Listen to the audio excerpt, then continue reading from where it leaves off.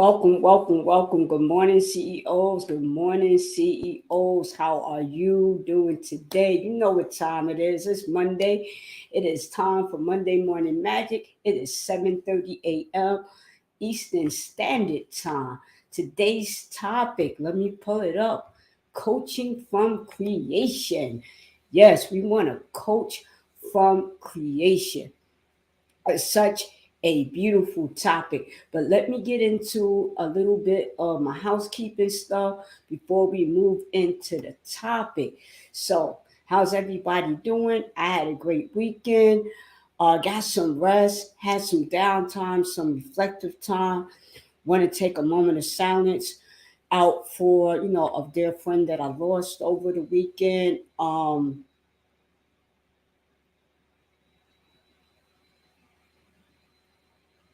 Yeah, take a moment of silence out. I needed to take the weekend to have some downtime, to slow down a little bit, reflect on my life, where I'm at, where I want to go, and what's my perspective as I'm changing. Hope your weekend went well. Hope that it was uneventful but productive. You can reach me here on StreamYard if you would like to come up. And when I say would you like to come up, meaning that you can share your comments and I can actually post your comments in the broadcast. It would look something like this. This is just for illustration purposes only. Yeah, it would look something like this. So we have the link, the StreamYard link, in the description for YouTube and Facebook. If you hit the link on Facebook, it would allow Facebook permission, right, for you to type in whatever you need to type in as I'm going through this topic, and then it'll show up, and I'll display it as you see right here. Coach B, the CEO, and whatever your comment is. I can also be found at Coach B dash the CEO on YouTube. Please like, share, leave a comment, and subscribe. Subscribe to the YouTube channel. That would be great. We're trying to get up to 100 people, 100 subscribers by the end of summer, and then of course we want to move the goal a little bit, and then 100 to 150, so forth and so on. Again, today's topic is coaching from creation. And I work with a few clients privately, and one of the things that we work on is working from a place of creation. And why is that so important, working from a place of creation? Because we're not working from a place of pathology, we're not working from a place of dis-ease, we're working from a place of knowing, a place of tapping into what it is that you really want to do. Who is it that you really want to be? What is it that you really want to have? And when we talk about coaching in general, it is a future focused, goal and action oriented process, right? Notice it doesn't say past. We're not focused on the past, we're focused on the future goals. What is it that you want to create? What is it that you want to accomplish? What actions would need to be taken in order to fulfill your goal? Now, this thing sounds simple. As we know, people have a lot of ideas without implementation, or they're implementing ideas maybe in a way that's not conducive to where it is that they want to go. So coaching helps you with your blind spots. It helps you to see your stuck points. It helps you to see who you're being in the moment that is preventing you from showing up and having what it is that you want to have. So coaching is also a partnership. We're not talking about the legal partnership. We're talking about an alliance. We're talking about support. We're talking about accountability. We're talking about working together collaboratively with someone, right? So that you can actually achieve your goals quicker, sooner, and better. Let me say that again. To achieve your goals quicker, sooner, and better, because the coach will help you discover for yourself through these thought-provoking and creative process what it is that you really want to do. So this is not like counseling. This is not like counseling. We're not looking at past patterns of behavior. We're looking at what's happening for you right now that's preventing you from moving forward. That's preventing you from moving forward. Many times we have dreams, aspirations, ideas that have been with us for years, months, and weeks that we're afraid to tackle, we're afraid to face, we're afraid to look at. And having a coach will help you to take a look at those fears and put them aside so that you can move forward. It doesn't mean that you won't be afraid sometimes, but you will learn new ways of showing up for yourself. So notice in this definition here that it is a what? It is a partnership between the coach and the client, and a thought-provoking and creative process that inspires the client to maximize personal and professional potential. In other words, get past the stuck points, get past the pain points, get past the things that are holding you back. And sometimes we don't know what we don't know. Sometimes we can't hear what we're saying. And having somebody there to listen to you say, oh, hold on, wait a minute.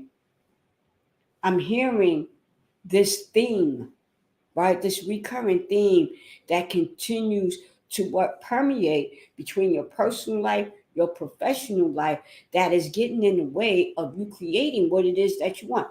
Listen, some people want to be entrepreneurs. Some people want to move up on the ladder professionally. Some people want to change their jobs. Other people want to enjoy their lives. But what is in the way of that? What is in the way of that? When we think about coaching, it is designed to facilitate the creation, the development of personal, professional, or business goals, and to develop and carry out a strategy, a plan for achieving those goals. Many people talk about it. They talk about it. They talk about it. They talk about it. They talk about it. And sometimes, I'm working with people and they're telling me what they want to do. They have the vision, they have an idea, they have a desire of what it is that they want to do. And then I might ask them, right? What steps have you taken? What steps are you willing to take? Notice two different questions, right? What steps are you taking now? And I'll get a silence, right? A moment of silence, so to speak. Like there's a reflection. Oh, I want to do this and I want to do that. Well, did you call the person? No, I haven't because this, that, the other. Okay. So can you call the person? Yeah, but this, that, and the other. Can you call the person right now? Yeah, but dot, dot, dot, dot. And so what happens is they, we live in a story, and the story keeps us from doing what? Taking an action, creating a plan. So when I'm working with my private clients and they tell me what the scenario is that they want to create, my first question is, what actions are you going to take? What actions are you going to take? What actions are you going to take? Now, the action doesn't have to be massive. It doesn't have to be massive. No, in our mind, we create that, right? Oh, this is too big. This is too small. No, what action are you going to take? Are you going to call the person? Are you going to send out the letter? Are you actually going to plan the event? What is it that you need to do? And the one thing I found through me receiving coaching, right? Because I don't believe in coaching people unless you got a coach, right? So my thing is when I'm working with my coach gives me what activities to do from week to week or every other week, how, depends on how frequently I'm working with my coach. But they give me activities to do, because the activities keep me doing what?